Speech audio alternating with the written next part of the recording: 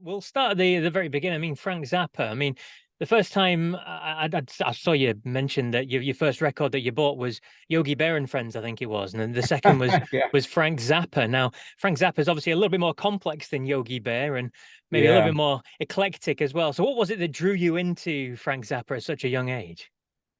The album cover. Ah, I was very young. I was obviously going from Yogi Bear to Zappa.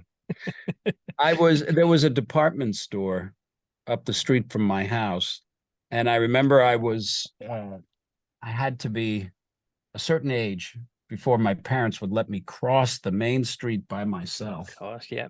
So the day that I was able to cross the main street, I went up and I loved music, obviously, and I saw the Zappa album cover for Freak Out. And I didn't really know Zappa. And I got the record and I listened to it, and I was stunned, and it was just so different. It was just like a wall of odd, beautiful sound. But I was very young, so I didn't really connect the artist, Mhm. Frank Zappa, with the record. I didn't really.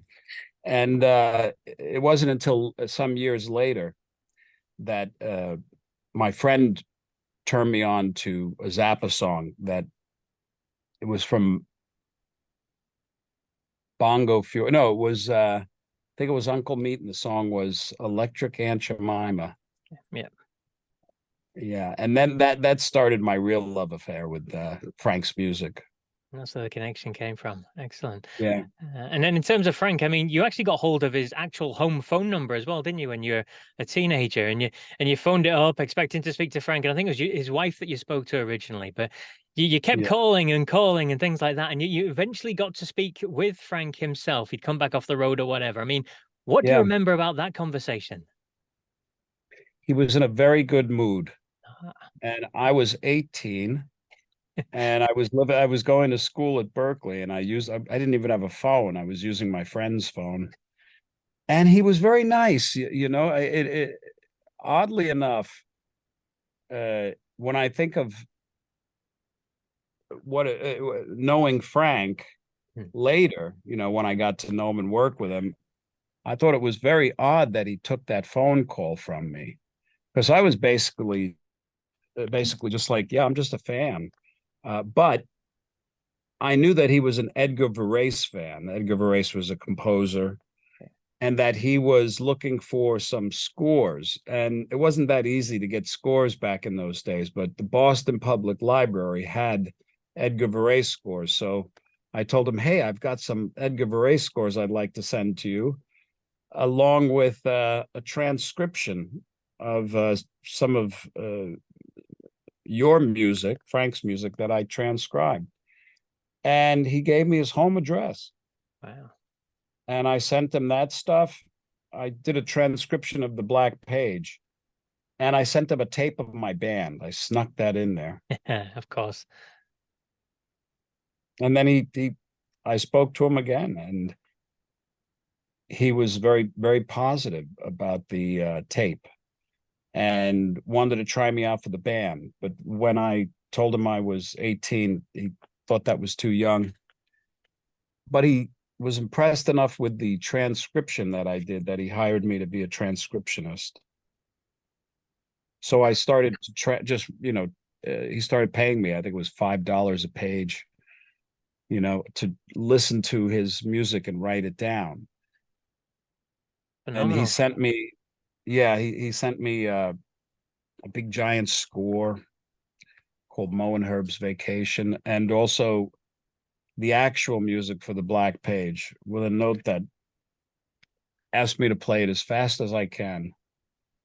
So I made a tape of myself playing the Black Page, and I sent it to him. And the next thing I knew, the next time I had called him, I caught him in not such a good mood. And if Frank didn't want to talk, I mean, he was just like, there was just space, you know. So, uh, but then I saw this magazine interview he did in a San Francisco magazine, and he was talking about me. and the tape that I had sent him of the Black Page, and I couldn't believe it. I'd never really even seen my name in print, and there it was, Frank Zappa talking about me. It was really cool. So how much later was you actually joining the band? When did he decide that you're actually old enough to come and do this with us now? Well, he didn't. What happened was the day after, a couple of days after my 20th birthday, I moved to California, and I moved right down the street from him. And I Not just stalking started him at all. yeah, and I just started going up to the house, and once you start going up to the studio, you just Frank will just, if you have something to offer, he'll just suck you in, and you end up recording all this stuff, and that's what happened. Incredible stuff. And that must have been kind of dream come true moment sort of thing for you, surely. I was scared to death. I mean, I had a dream come true. It was all, I was very young, and it just seemed surreal. Okay. Yeah. Next thing I know, I'm in Frank's studio, and there's Vinnie Colaiuta and Terry Bozzio and Tommy Mars, and I'm like, wow. And he's giving me all this wild music to record. And then and it was fun because they were fun guys to hang out with. Yeah. Frank was just kind of amazing just to sit and talk with, because he would always, he was a great conversationalist. He always had an opinion about things, and he always,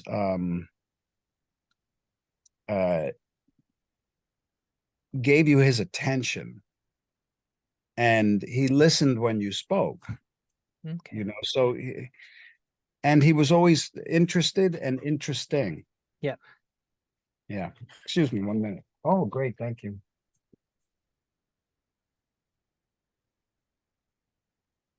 Lovely stuff. Sorry about that. That's all right. So obviously at this point you were a fantastic guitarist already. You had Frank spewing words of praise about you, so that was down. But what else did you learn from Frank? I mean, thinking of live shows, did you learn anything about stage presence when you were touring with Frank or anything like that? Well, being a musician in Frank's band required certain tools, and there wasn't it wasn't the kind of band you get into to learn how to perform. Say you learn how to play high information music under pressure while laughing. And you had to keep your attention on Frank at all times. I couldn't really play to the audience, because Frank was conducting certain things. He, at any time during the entire show, he could give you a signal. He had various signals he would give you that would mean do this in a song. If he went like this, that meant whatever you were playing, play it reggae. or he would go like this, which meant ska. Then he would go like this, that'd be the roster dreads. Yeah. So you play whatever you're playing, you turn it into reggae. Or he'd go like this, and whatever you're playing, you got to play it in 5/8. Or he had this one really great one where he'd walk around, he'd go like this, and that meant whatever you were doing, play it heavy metal. Big balls. Yeah. So you really had to keep your eye on Frank, and we did probably 2 shows a night most of the time, with long sound checks where he would write and record. And then we had about 80 songs that you had to have memorized. And he would pick the set list. He would write the set list 5 minutes before the show. And it was different every single night. So it was,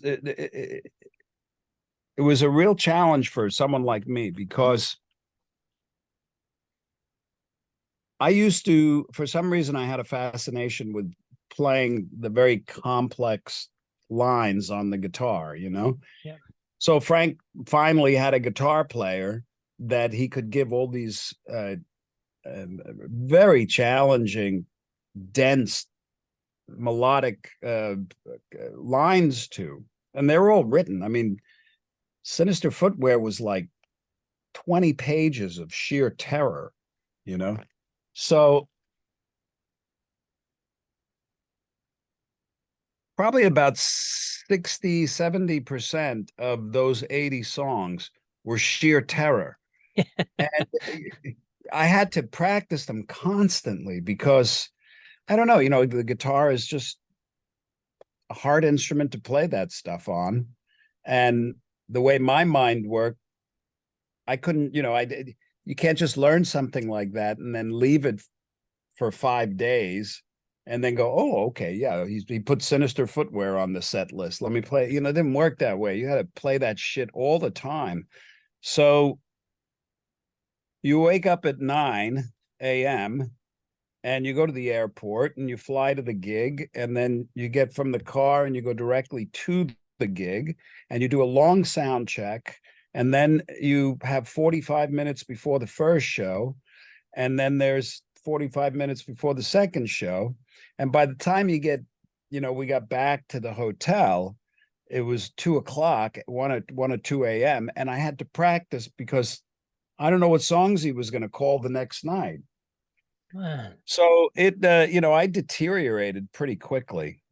Yeah, I can imagine. That sounds incredibly intense, especially for someone so young and fairly new to the music business world as well. And it's not a kind of regular set. You're going to play the same 12 songs in a night and you know what the encore is going to be. And it just sounds so challenging. But at the same time, an incredible grounding for you because nothing that kind of follows that could surely be anywhere near as difficult. No, nothing. There was nothing. There's nothing.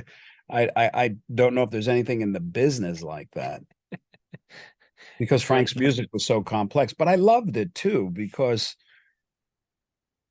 Frank's music, I just loved it. You know, some of it is so profoundly beautiful. I mean, take a song like Sofa or Redunzo. These are beautiful melodies to play. And I was young, so I had a lot of energy in a sense. You know, I wasn't afraid of anything. I, I may have been a little intimidated and nervous and naive around Frank because he was Frank Zappa. But when it came time to playing the music, I'm like, okay, shovel it on, brother, because I got this. I don't know. Fantastic I was stuff. really cocky and yeah, really confident, brutally confident. Best way to But you be. have to have that. You have to have that with Frank. There's no messing around. Yeah. Yeah, absolutely. And after a couple of years with Frank and touring and living that kind of really intense lifestyle, you then went off and you built your own studio, didn't you, with your own bare hands, which is pretty incredible for your first solo record, Flexable. I mean, that's an incredible thing to do in terms of crafting your building as well. Yeah, that was a dream come true. You know, the fascinations when sometimes you don't recognize these things till later in life, but the real fascination for me in my career, since you have a kind of a some periods of time to look back at, I always lit up first and foremost with the idea of composing, writing music. I wanted to understand that language since I was 5 years old, you know.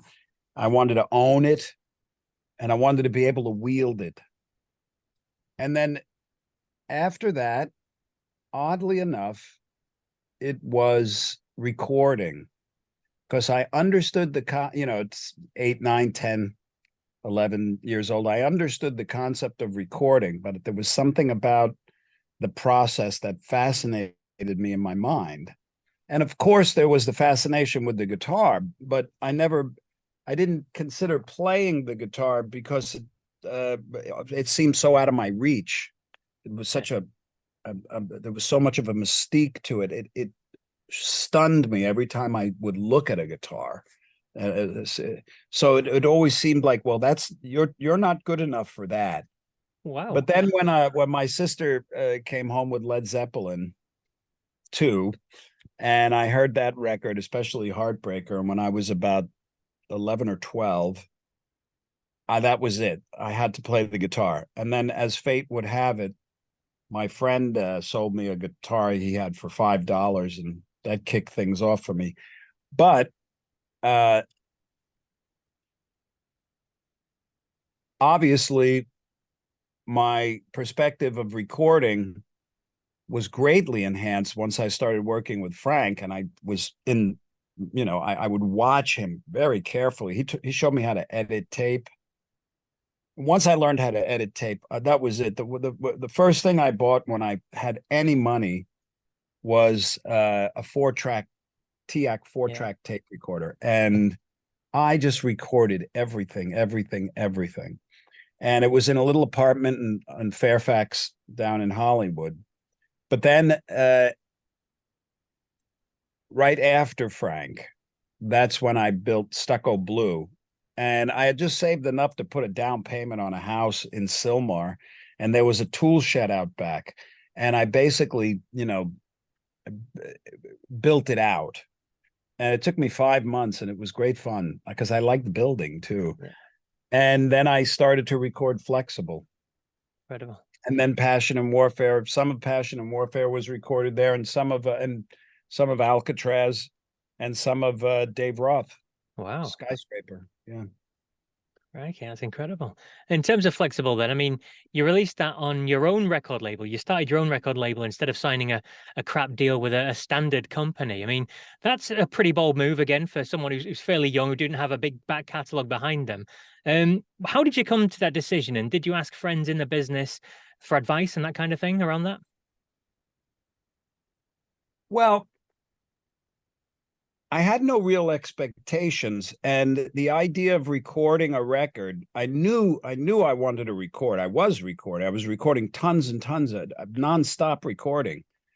But the idea of releasing it and trying to get a record deal and release it, I just didn't want to deal with it. I just didn't want to go out and, would you release my record? No, please. It's just, the music seemed too personal I didn't want to be subjected to anybody else's decision about anything. I just felt in a position of vulnerability if I had to depend on a record company. So, and I was so young and naive, I wasn't desperate at all. I had no desperation to be famous or successful. I just wanted to play the guitar and record these crazy melodies and songs. And the idea of like writing music, recording it, and listening to it, that was enough. But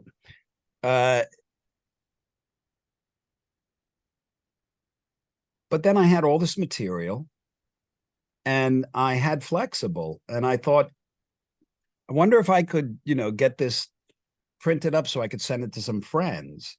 And that's when the Evatone Flexi disc came into my life. And that's just like one of those little plastic, flimsy, bendy one. And there was a company called Evatone, and they made them. And I thought, well, I know, I'll be the first one to release a record on an Evatone Flexi disc. And I started to look into it, and there was a lot of limitations to it. And then I thought, well, what the heck? Let me try to see if somebody will release this. And I started shopping it around.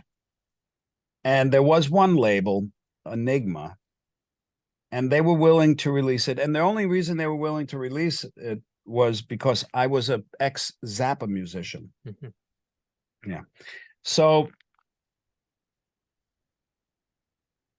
I ended up getting a deal from them. And when I read the deal, I was just stunned. It was like a $10,000 advance, and they would own the record, and they'd give me 25 cents a record. And I had to recoup the $10,000 advance from my 25 cents. Wow. And I'm like, what? This is what? Okay. They saw me coming, some stupid kid. And I took it to an attorney, my attorney, and he said, "No, Steve, this is a conventional record deal, and this is a good one. They're offering you an advance. Most people in your position, they wouldn't offer an advance." I said, "Yeah, but then they own my record." And I goes, "Yeah, that's what they do. This is, and it's 25 cents." He goes, "Yeah." And I said, "Fuck that." And I just said no. And because it didn't feel right to me, like I'm not gonna, why should they get so much more? There's always been another kind of stumbling block in me, and it was always on an economic level. I could never understand why anybody would get paid more than me for my work, and they never have, not in my career. I've always made sure that managers, agents, anybody, I get paid the most, the end.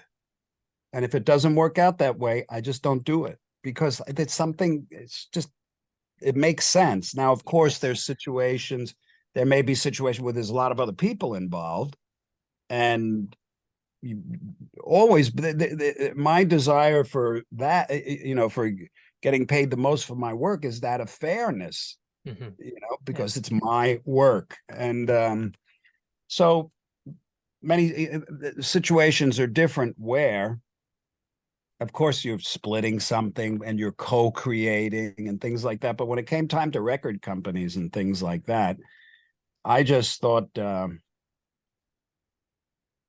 I just didn't want to be taken advantage of. So I did something kind of outrageous.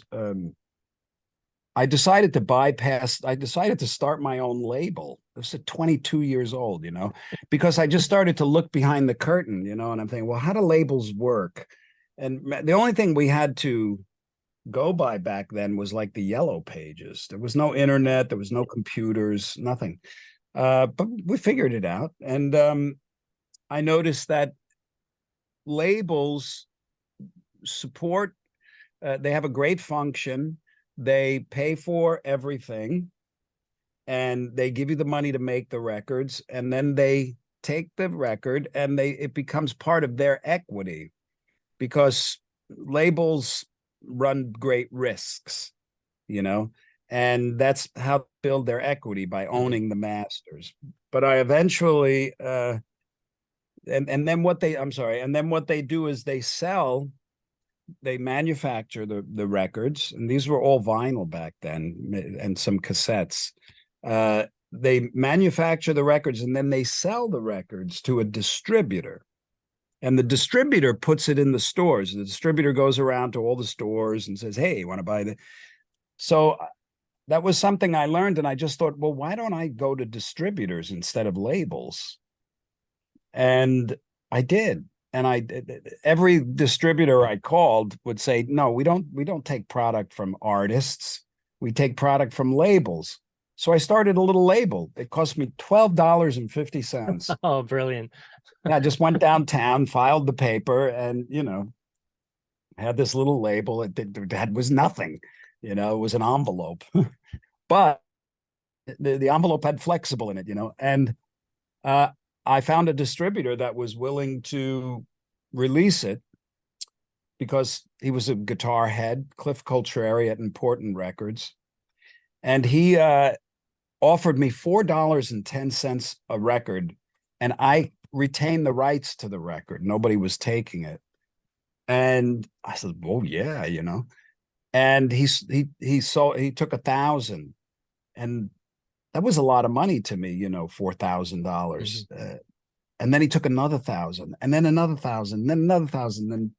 Then the Attitude song got into Guitar Player magazine, and that was it. I mean, now he's taking 10,000, and then the record was distributed through their partner overseas.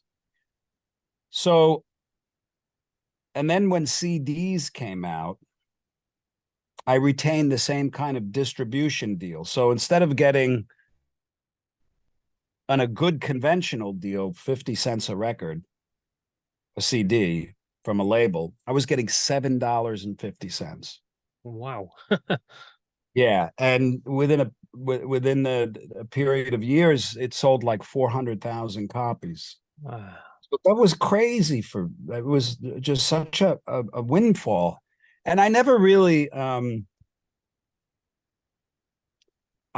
mean I like money, but not it, it never really I was never one of these guys that went out and bought a lot of things except musical gear. The one thing I always kind of would spend on is a studio. I always had a studio, but and I don't I never really was into I never did drugs or waste my money on cars. And uh if you like cars, that's great, but I didn't have any attraction. I just wanted to play my guitar and record, and that's what I did. Incredible. Absolutely incredible. Fascinating I, stories. I Love hearing listen, them. I want to just mention, I know it sounds like I'm bragging, but I'm the reason I'm telling this story the way it is that young musicians need to understand their independence, and they need to know that they are the boss of them. And that you never need to allow anybody to take advantage of you. Uh, and your best weapon is information. Your best defense is to understand how things work, and it's not hard. It's really it just takes a little bit of looking into, because artists have different kinds of brain muscles than business people. Artists are fascinated with notes, and business people are fascinated with dollars, and that's fine. You need both, or they're fascinated with numbers, and it's good to have both. But all too many times I see the stories of people who got banged, artists that got banged through their career. And sometimes they believe they did, but they actually didn't, because they just didn't understand how some of the numbers work. So the reason I'm even telling this story, I made a lot of mistakes in the business. I made my share of mistakes for sure, and I learned from them. But it's important to just do a little homework to understand what is the equity of a musician. Mhm. Like what, because you got to keep things balanced. It's nice. You could live very simply. I always just lived below my means a little bit. So if I was making, $200 a week giving guitar lessons, I figured out how to live on $180 a week. You know Yeah. what I mean? Yeah. So I always thought that was important, and that's why I share the story. Yeah. And that's great advice for life for everybody, to be honest with you. Just moving on a little bit then. I spoke recently with Graham Bonnet, and he spoke very, very highly of you. He said you were amazing, and he remembers telling his parents that he's got a guitar player in who plays the guitar like it's a piano and all that sort of stuff. And what was your memories of your time with Graham and with Alcatrazz? Well, it started out kind of where Frank had basically disbanded the band, got himself a synclavier, and started working on that. So I wanted to go out and start doing some things, because I couldn't understand in my head how I was going to put a solo band together and go out there. So I thought it would make more sense to join an established band. And when Yngwie Malmsteen hit the scene, he blew us all away. I mean, he floored us. And when he was leaving that band, I thought, well, there's opportunity. And I auditioned for the band. I didn't think I was going to get the gig because I didn't sound anything like Yngwie. Uh, but I really liked the guys. They were really good guys. And Graham was he had a great sense of humor, and he was just very kind of it, it was my first opportunity to be in a band with somebody that was European. Yeah. So that was great. But when he would sing, I just couldn't believe it. The power that came out of his voice, out of his mouth, it was pretty stunning, because I had before that I had never been involved with a singer like that. Yeah. So everything was kind of new. And it was really good for me because the guys trusted me because I was very hands-on, and I could write, I wrote the music, and I liked working with Graham. I'd come up with the music and he would put the melody and the lyrics. And like I say, he was a powerhouse singer. Mm-hmm. Yeah. And really great sense of humor.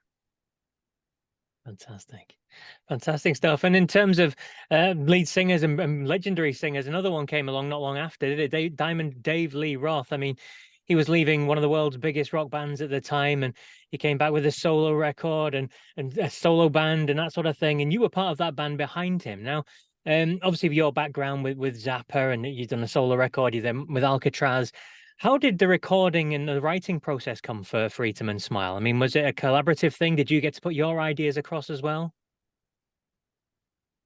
Well, yeah, my ideas were being depended on because I was the guitar player, and Dave doesn't, he doesn't write guitar parts, so it was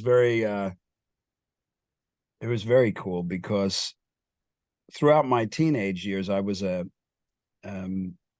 teenager in the 70s, and I was really into rock music, Led Zeppelin, Queen, Deep Purple, all that really good, and then progressive rock. So I had the rock and roll thing in my soul, so to speak. White boy from New York, Italian, rock and roll. You could call it metal, but it's a misnomer compared to what the word means today, but heavy metal, that's what we kind of alluded to it being. So it was always there in me. So when Dave Roth came along, it was an opportunity to kind of stretch that rock and roll muscle. And we kind of resonated well because he has an obsidian, he has kind of a bizarre sense of quirky humor. And so do I, we're both kind of kooky in a way. So it worked, like something like Yankee Rose with the talking guitar. I mean, sophisticated rock stars don't do stuff like that. I suppose, it's just too corny, but it was substantiated by some badassery, playing from the whole band. The energy that the band created. We felt indestructible. And Dave, obviously, he depended on his band to come to him with music that he can then approve or disprove. And then the stuff he liked, he'd write lyrics and melodies to, kind of like Graham. So yeah, that was fantastic because not only did I have the freedom to play anything I really wanted, I had to push myself to go beyond my even beyond my own vision, so to speak. So I'll say the shadow of Edward hanging over me, I didn't feel pressure, because if I would have felt pressure, it would have meant I was competing with Edward. And you can't do that. That's foolish. You can't compete with Edward, So when I was making those records with Dave, I was very at ease, they were very enjoyable. I loved getting in the studio and knocking out those guitar parts. I didn't know what people were going to think. I can't control that. I just knew that I had an opportunity to push it, to push the bar. And I just did my best to do that, and I enjoyed it. We had a great time. Touring with Dave Roth that was fantastic. Obviously he worked with Frank Zappa before that and Alcatrazz and things like that. But in terms of Dave Lee Roth, I mean, his level of fame at that stage was absolutely massive, wasn't it? And the album he worked on, Em And Smile, was a massive commercial hit. So how did that kind of resonate with you? Was that something that it sat nicely with you, the kind of big commercial success that came with all that? Well, that kind of success affects people differently. Hmm. Sometimes you don't even realize it's happening as you're going through it. At least that was the case for me. Um, uh, with Frank Zappa, if you play with him and you leave his band, you got to go find a gig. It's not like you all of a suddenly become somebody that's sought after. You know, you put your time in, and it's a great gig, but joining somebody like Dave Roth's band, that's different. You're now a part of a group that is a personality that fits into a field where now you're known, Yeah.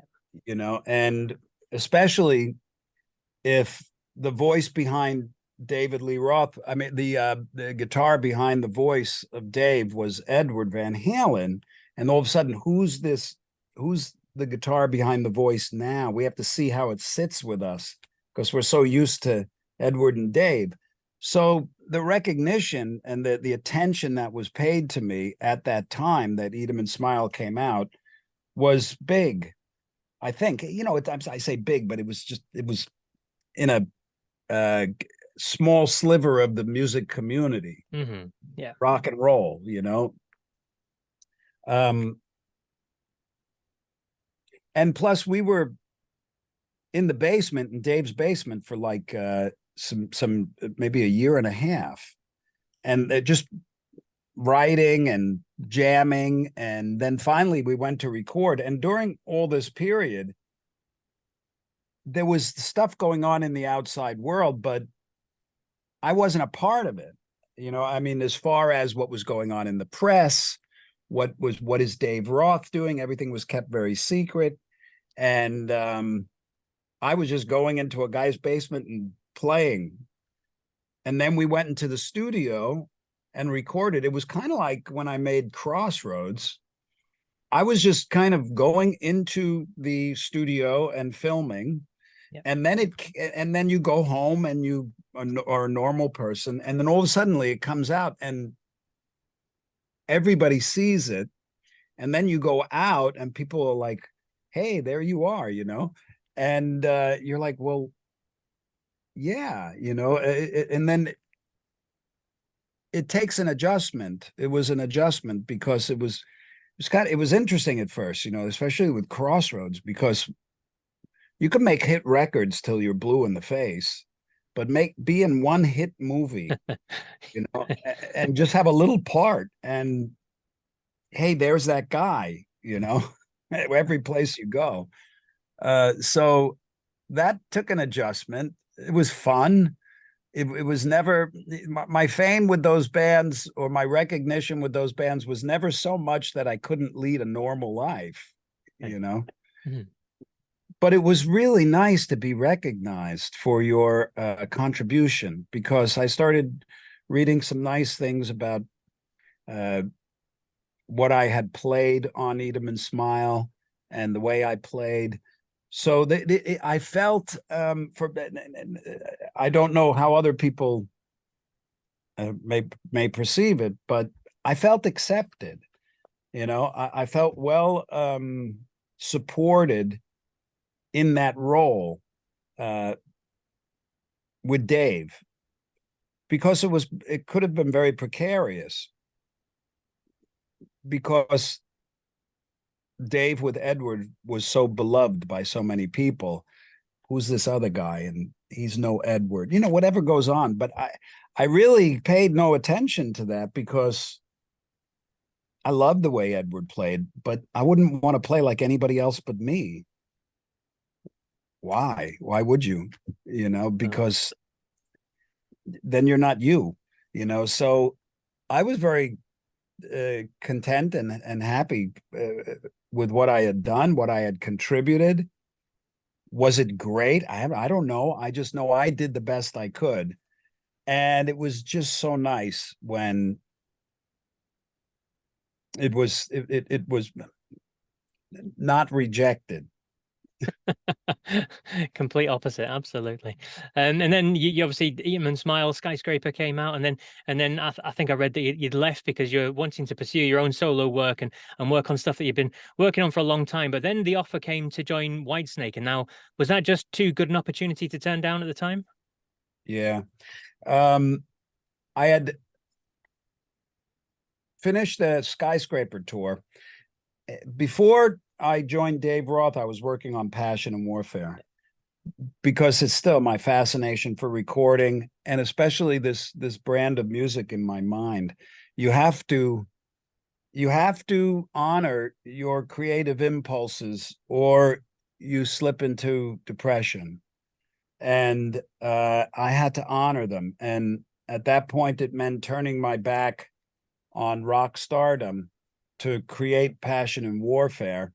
In my mind, that's what I was doing. I was surrendering my career because the music for Passion and Warfare was, I knew it was very different. It wasn't Dave Roth, it wasn't Whitesnake, it wasn't anything that I had heard, that you could point to and say, hey, that's a like Avia Musicom by Eric Johnson, or hey, that's like Blow by Blow by Jeff Beck. Nothing. Or Surfing with the Alien. I mean, all of those records, you can't really compare them to each other. So Passion and Warfare was part of that because it was a authentic offering from my inner ear.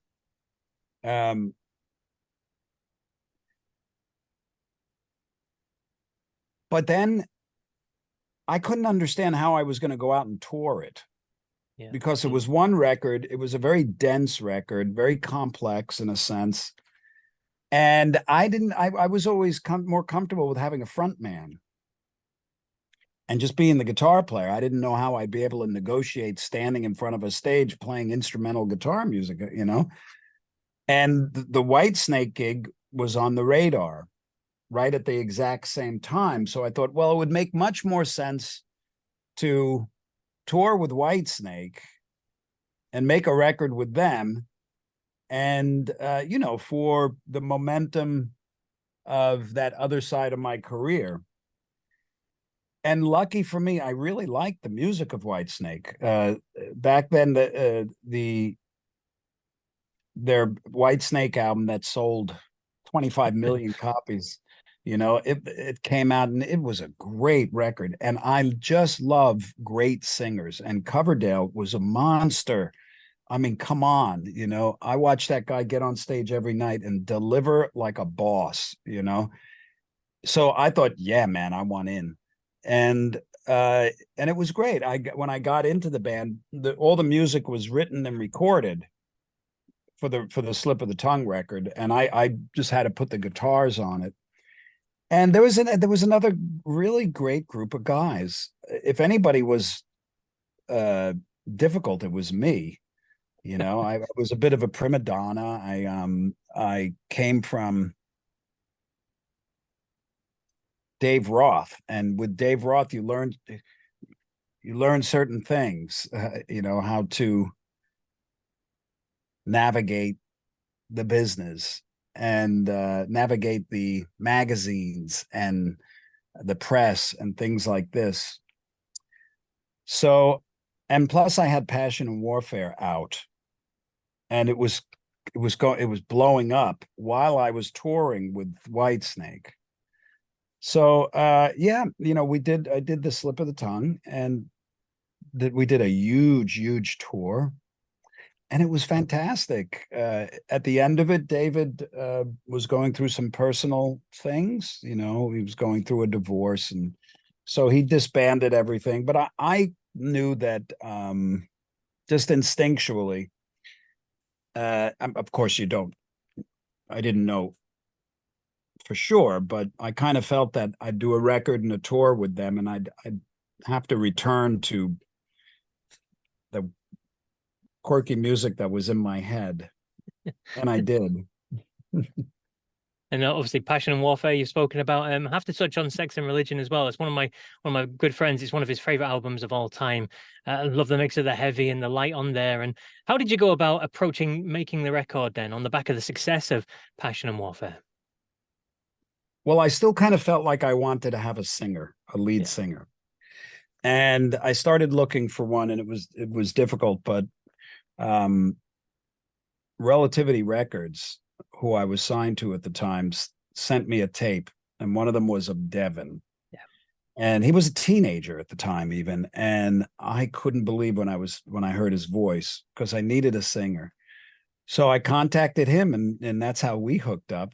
And he came in to visit me, and man, he was bizarre, but he was extremely talented. Not bizarre. Bizarre isn't the right word. He was funny, and a teenager, I mean, and absolutely incredible singer. And I kind of knew what I wanted to do. I wanted to put a super group together and go out there and create a record that had more accessibility than Passion and Warfare, but had vocals and also some compositional elements. So it wasn't like straight ahead rock and roll. Metal, heavy metal was just coming in. And I was being influenced by that through Devin. So some of the stuff was very, very heavy, but yeah. it was melodic. And I finally had a singer that I could work with. So I built, I mean, if you listen to that record, there's oceans of vocal harmonies and things like that. And Devin was great to work with in the studio because he was eager, and he was patient. You know, he didn't need a 5-star hotel and this kind of thing.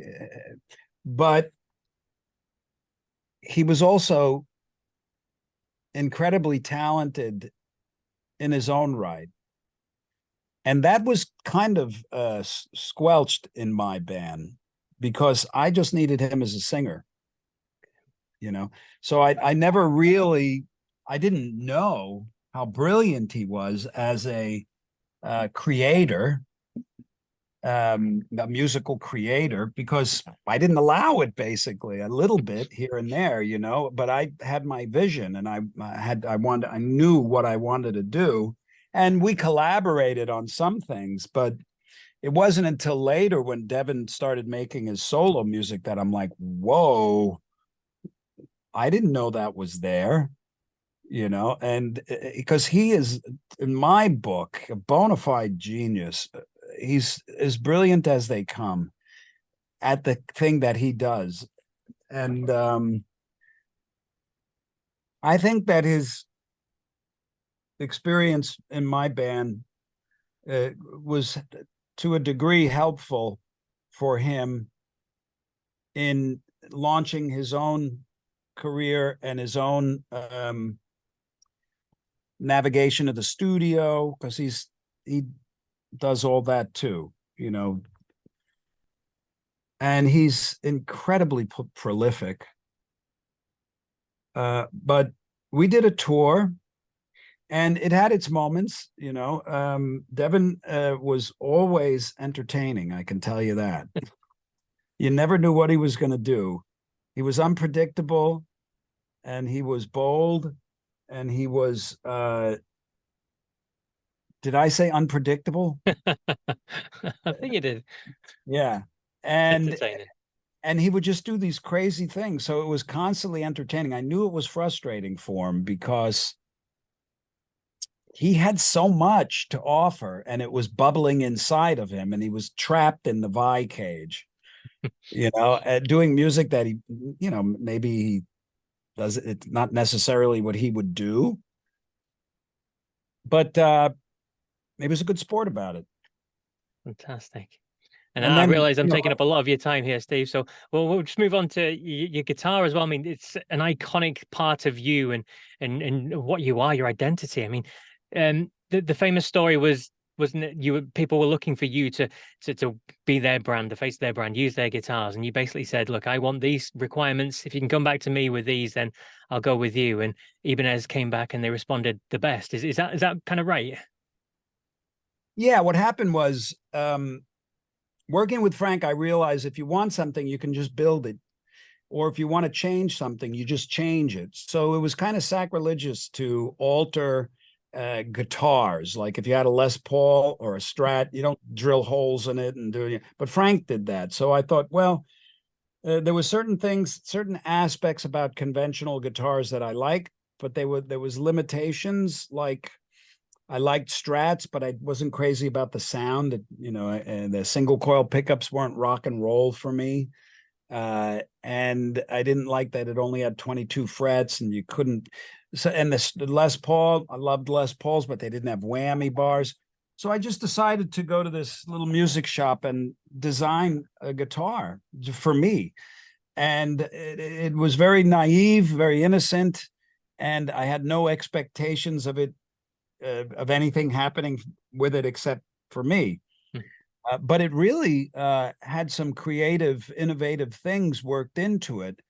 And I didn't know. I just said, I want 24 frets on a Strat style body. That was unique at the time. And the cutaway should be like this so I could reach the notes. It seems so stupid to me that they would make guitars with cutaways and frets, but you can't reach them. Why? Nobody wants to shake up the apple cart. So I'm like, no, you got to cut it away.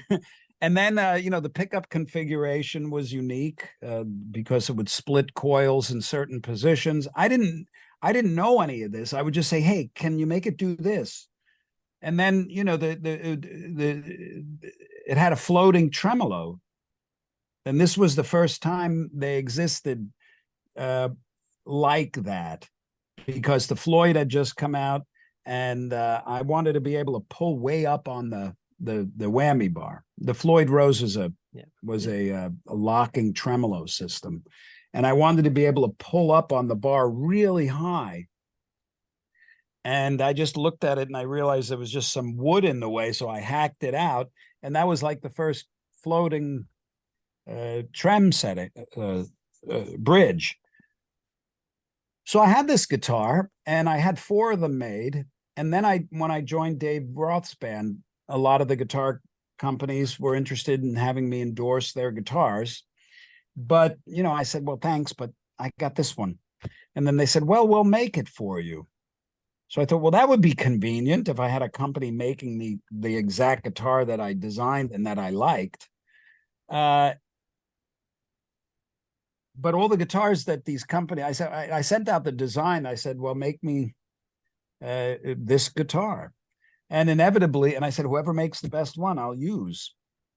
And inevitably, they'd send me back their guitar with my name on it, like a lot of times signature series guitars for a guitarist are the brand's standard guitar with a couple, like a certain fret wire, a certain kinds of pickups in it. It's not a reconstruction of the entire guitar.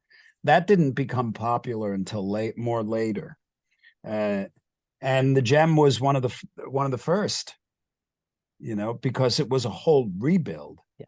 Because even when Ibanez sent me, when I sent them the Gem, I said, make me this. The first thing they gave me was this.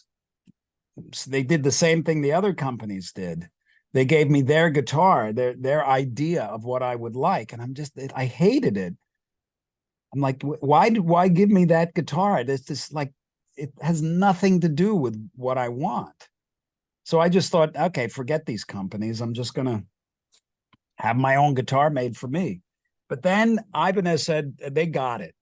They're like, okay, we better make what he wants. And they made the Gem. And I thought it was fantastic, and now I had this company making this guitar. And then they said, well, we'd like to make this for other people. And I thought, well, okay, and then you work a deal. And the deal I worked was also unprecedented. And it worked great for everybody. You know, the fans, the people that like the guitar. It kind of struck a nerve that was great for Hoshino, Ibanez. It was great for me. And it's been a lovely, amazing, creative relationship, prosperous, abundant for, we're going to be rolling on 40 years pretty soon. Yeah. Incredible. It's a Absolutely incredible. great relationship. It's one of those things in the music, in business, in any business you're in. It's so nice to be able to look back at these very long relationships, fruitful, enjoyable, Trusted. Yeah. creative, trusted, and I have a lot of them. Larry DiMarzio, Sterling Ball, Larry for the pickups, Sterling of the strings. So many, it's nice. Fantastic. And obviously you kept busy for many, many years. You've always done different projects, released many albums. You're always doing your master classes. There's the touring, that sort of thing. And I think you've been on the road in Europe and South America recently. And you've got a tour across North America, haven't you, coming across the States next month? So tell us about Yeah, that. What can people expect from these concerts? well, this tour started, we kicked it off in support of the In Violet record. In Violet was my last instrumental studio record. And yeah, it's one of the record came out a lot better than I was expecting. It was received very well. Another blessing, And we kicked off this tour last summer, and I really wanted to do a comprehensive world tour. I've done a bunch of them, and they take me to all corners of the world. And we did a first European leg in Western Europe, and then we did a full-on American leg in all the main cities and stuff. And then we went back and did Eastern Europe, and then we just finished Latin America. And now we go out and we're doing in a couple of weeks, we do another run of America. And then we go to Asia, and I've got 10 shows in China. They tell me I'm the first artist to go into mainland China on tour. Okay. That many shows, which I love doing that. And then we used to, I used to go to Russia all the time. Unfortunately, can't do that now. But then we, kind of work our way down through Asia, Korea, Taiwan, Hong Kong, Japan. Then we go to Malaysia and Indonesia, Kuala Lumpur, Singapore, Jakarta, Vietnam. And then we are in Australia and New Zealand. None of this is announced because it can change. Yeah. Where this is what I'm planning. When nothing is written in stone until we actually make an announcement. So I'm just kind of giving you preliminary thoughts. And then after that, it's the Middle East. I'm trying to get to places like Dubai and Abu Dhabi. We may have offers from Egypt, Africa, India, Tel Aviv. So this is what I'm hoping for. Mm-hmm. And it's kind of, in the works. And then there's then it's Christmas.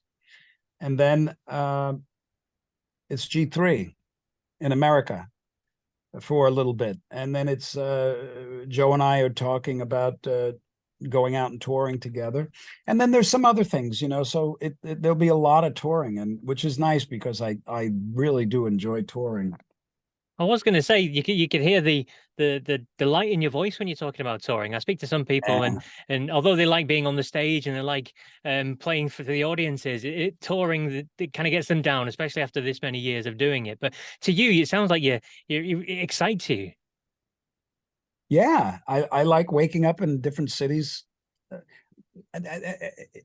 In the beginning, like with Frank, no. The way that he toured, flying on a plane every day, those kinds of sound checks, gigs, having to practice all the time, no. After that tour, I thought I'm never touring again. But then when I went out with Dave Roth, it was like just party time. You're a king. You don't have to do sound check. You travel on a bus. You get to sleep all you want. You get to a new city it's fun little towns, and it's a whole different kind of a thing. So I started to focus on those things that I really enjoyed about touring, because that's how you get around hating stuff.